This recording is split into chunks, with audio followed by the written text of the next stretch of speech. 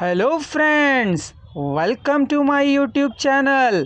Time to win. Golden words said by Dale Carnegie, which I liked. Dr. Ravish Tandon. Your victory is waiting here. Just step in.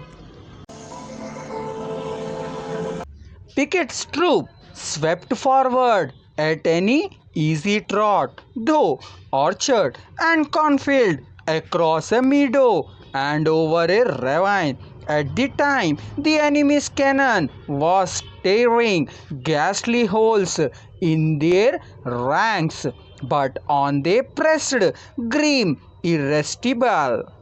Suddenly the Union infantry rose from behind the stone wall on Cemetery Ridge, where they had been hiding, and fired volley after volley into Pickett's onrushing troops. The thrust of the hill was a sheet of flame, a slaughterhouse, a blazing volcano.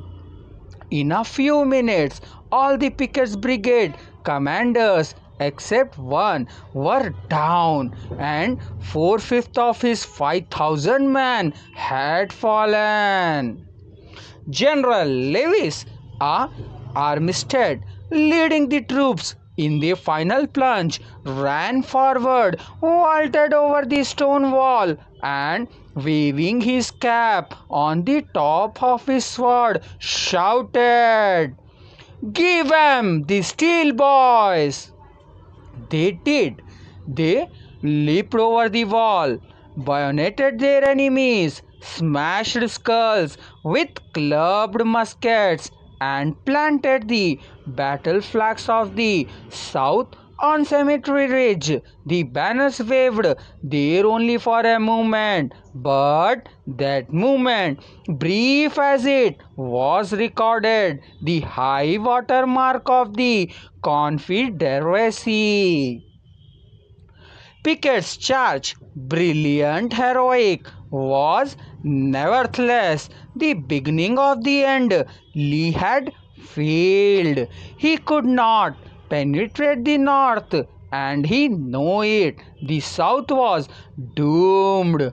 Lee was so saddened, so shocked, that he sent in his resignation and asked Jefferson Davis, the president of the Confederacy, to appoint a younger and abler man.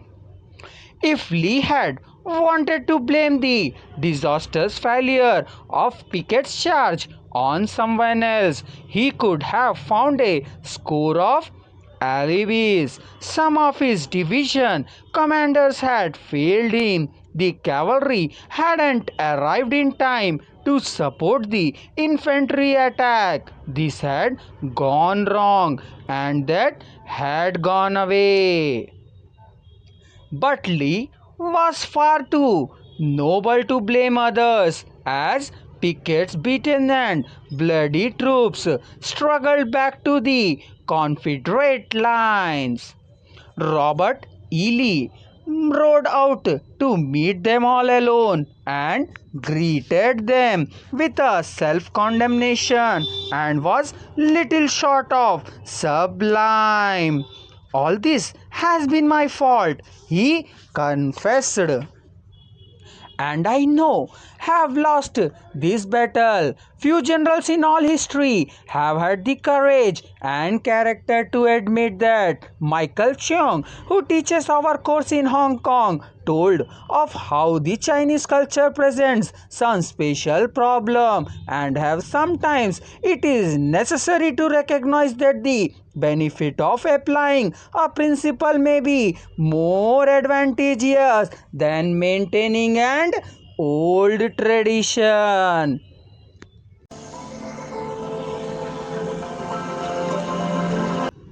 The magical sentence you should spell daily in life to achieve success: I will do it. Only I can do it.